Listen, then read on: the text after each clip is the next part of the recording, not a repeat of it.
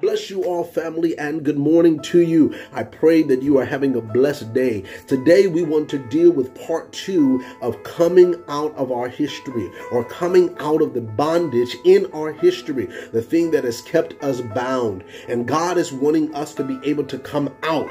And one of the things that God has hit me with this morning in my devotional time was really looking at this context after God had just spoken to Moses about speaking to the children of Israel and letting them know that it's time for them to come out. The next thing that God did was started to deal with Moses and Aaron on their own history. The Bible says that it starts going through the lineage of Moses and Aaron. And what ends up happening is something that I believe a lot of us deal with.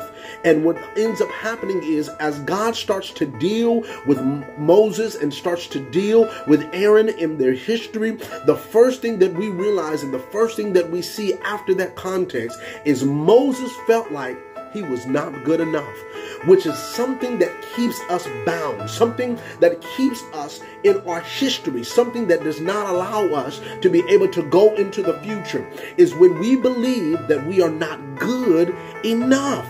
And so what God is saying to us all, what God is speaking to us, the people that feel like that they're not good enough to be able to do this profession, or good enough to be able to go after their dream, or good enough to be able to have a spouse, or good enough to have a relationship, good enough to do anything, or good enough to be loved, or good enough to be able to be accepted. Understand this.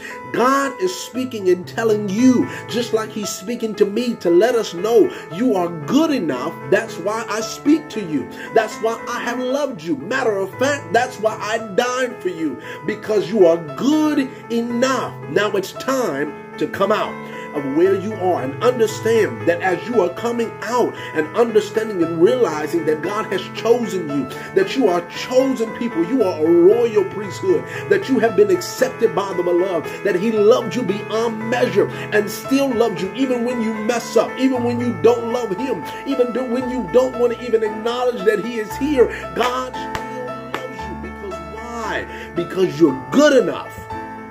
You were good enough for him to die for. You were good enough for him to send his son for. You were good enough.